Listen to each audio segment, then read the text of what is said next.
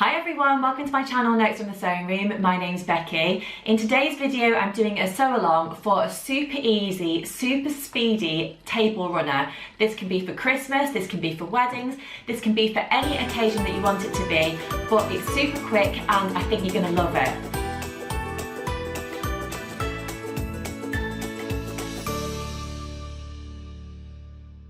Well, I hope you've been having a lovely week, whatever you've been up to. If you are new to my channel, my videos are all about my sewing, dressmaking and craft adventures. So if that's something that does interest you, I'd love it if you could subscribe to my channel and hit that like button to let me know that you're enjoying what you're seeing. So, table runners. I know it's a little bit early, we're only in November, but I'm thinking about Christmas already. I'm trying to think about preparing for, that festive season. So I thought it would be lovely to put together a sew-along video of how to make one of my favourite table runners. So for this project, you're going to need a few different supplies. So I'll just go through those now and then I'm going to show you some different examples of fabrics that you can use and table runners that I've made previously. So for this project, you're going to need two different types of fabric. So I'm using two different types of cotton poplin fabric. These ones have both got Christmas light prints on, so I'm just going to hold these up to the camera so you can see them a little bit better.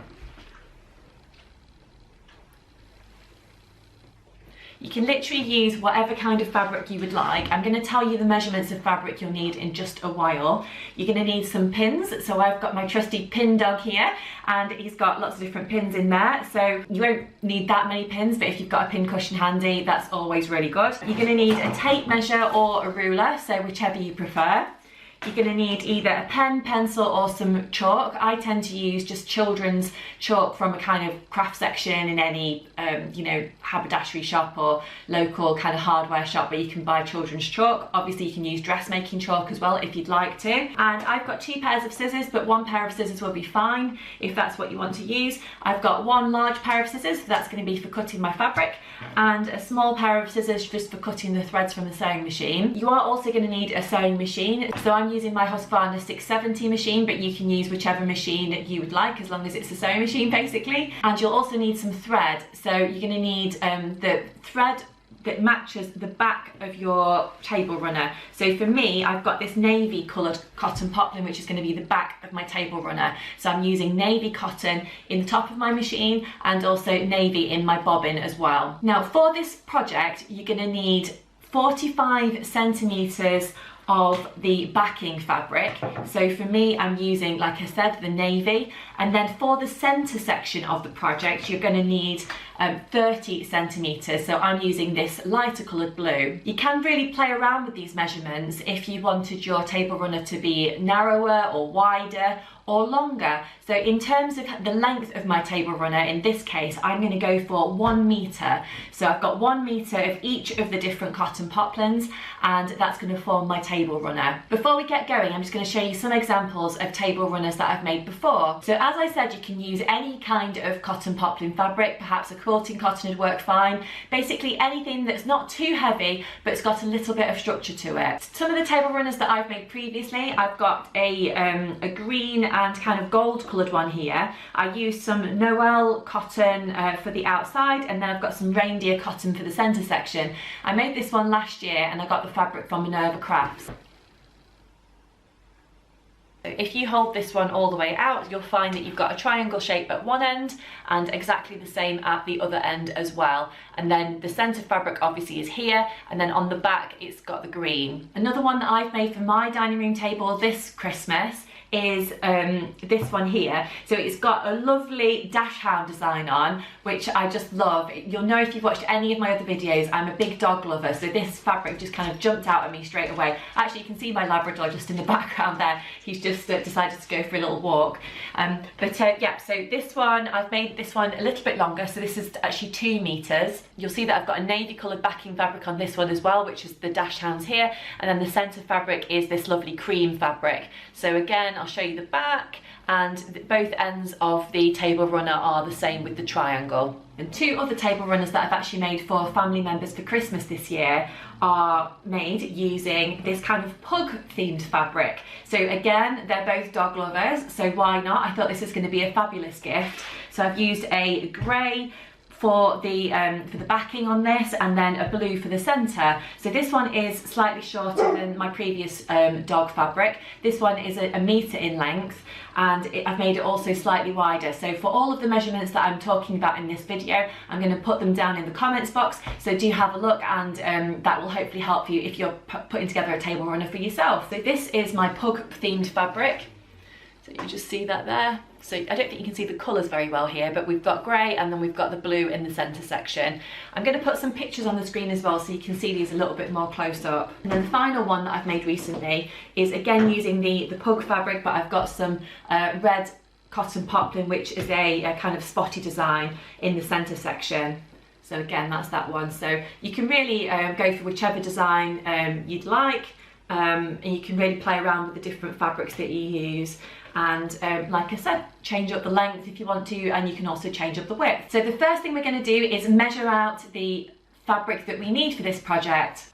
So first of all, I'm going to measure the backing fabric. So I actually bought 1 metre of each of these fabrics that I'm using, and they're both 45 inches wide. So I am going to have leftovers, but scrap fabric is great, and I can probably use that to make something else like some bunting. I forgot to say also, you will need an iron and an ironing board for this project. So I've got my fabric laid out on the table here. So the first thing I'm going to do is measure out the amount of fabric that I need for this project. So as I said, this is the backing fabric. So we need 45 centimetres of fabric to use. So I'm taking my tape measure and I'm taking my chalk, and I've got some pattern weights here which were given to me recently by the lovely Karen from So Little Time, and I'm going to be measuring out the amount of fabric that I need, and then I shall be cutting it.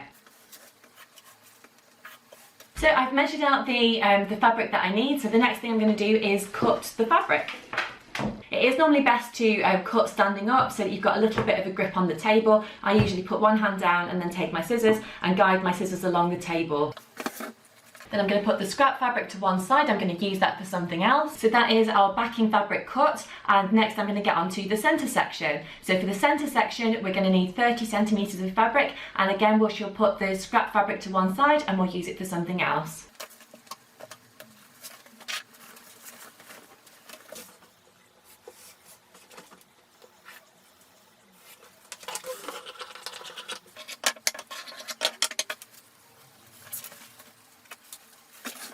So now we have both of our fabrics cut out for the centre and for the back of the fabric. I'm going to move my pattern weights out of the way for now, and I'm going to pin together both of these pieces. So the first thing we need to do for this project is pin down both long edges of these fabrics. So we're going to pin them right sides together, and it basically forms a kind of tube. So don't worry that obviously the centre section is a lot smaller than the wider section on the back.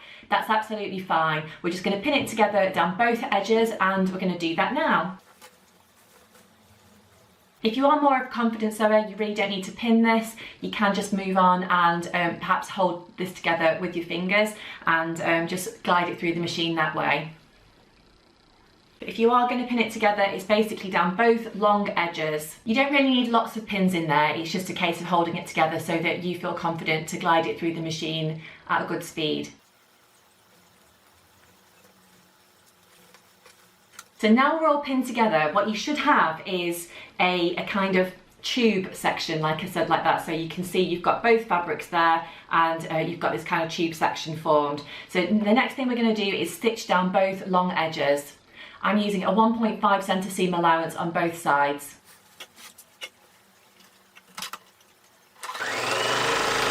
So when you've actually got your tube together, so you've stitched down both long edges, next we're going to move over to the ironing board, and I'll show you what you need to do next.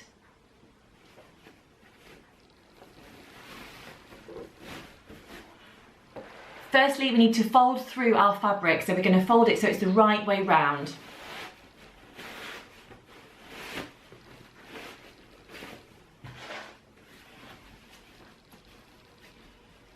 And then what you want to do when you get to the ironing board is you need to basically have a shape that looks very similar to this. So you've got basically your darker fabric running down the edge like mine here, and then we've got the center section in whichever color you're using, but obviously I'm using the brighter fabric here. So the width of the side sections can be whatever you want it to be. If you are the type of person that likes to measure things, then that's absolutely fine. You can get your ruler out and measure that. I'm the kind of person that just tends to do things by eye if I can get away with it. So in this case, I'm not going to be measuring it, but I will just be kind of roughly looking at it and making sure that, you know, those edges do look very similar. Then when we get to the ironing board, we're going to press this in place. So we're actually just pressing the border down. So we're going to go with the iron all the way from the top, all the way down to the bottom of the table runner. And then after that, what we need to do is we're going to fold the table runner in on itself, so you can see the front of the fabric facing towards you. So we're folding the two back pieces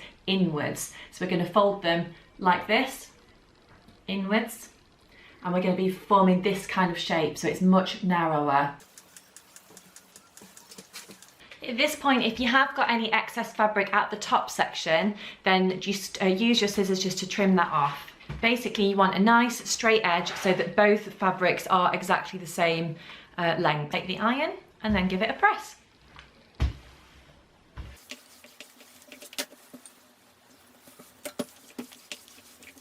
Then we want to take the table runner like this, fold it in half so that we've got this shape. We don't need to iron that or anything at the moment, but what we do need to do is pin along this top edge. The next thing to do when you have pinned this short edge in place here, I've just got 3 pins in there just to hold it in place. We're then going to fold that through. Again, we're using a 1.5 center seam allowance. We then need to repeat this process at the other end, and then next we're going to take our small scissors, cut off any excess thread, and also we're going to snip into this far corner here. So this is the one that's actually on the fold of your fabric. We're just going to put a little snip in, so not too close to the stitching line, but just basically so that we can form a nice point when we actually fold this through. So when you have actually stitched the other end, what we're then going to do is we've got this kind of section here, so you can see your stitching line down there. We're then going to fold this through, which creates a kind of triangle section.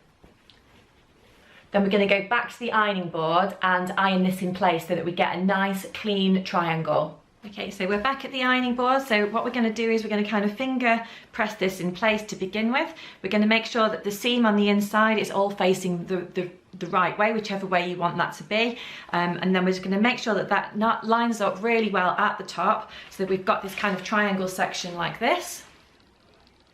And then next we are going to take a couple of pins and just pin this in place along the straight edge. So we're pinning just along this center line here. Then we're going to take the iron and just give that a quick press.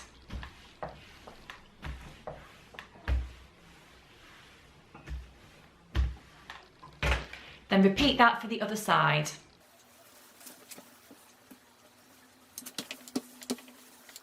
The next thing to do is move back to your sewing machine, and then we're going to sew along the straight edge just here.